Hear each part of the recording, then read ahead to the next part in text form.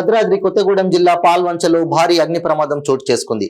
పాల్వంచ దమ్మపేట సెంటర్లోని Venkat automobile workshop లో ప్రమాదవశాత్తు దట్టమైన పొగలు వ్యాపించడంతో స్థానికులు వెంటనే అగ్నిమాపక సిబ్బందికి సమాచారం అందించడంతో సంఘటనా స్థలానికి చేరుకునే లోపే షాపు మొత్తం అగ్నికి ఆహుతయింది.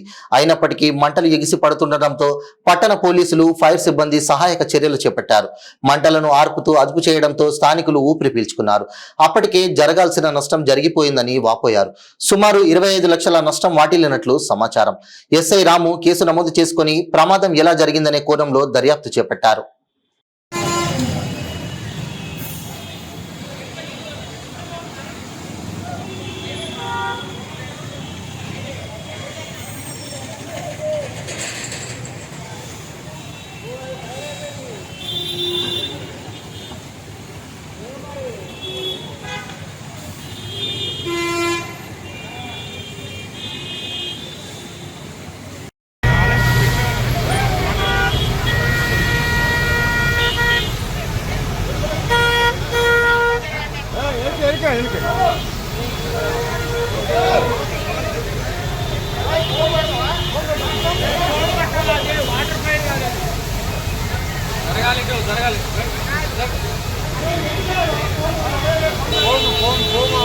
ఫోన్ కావాలి.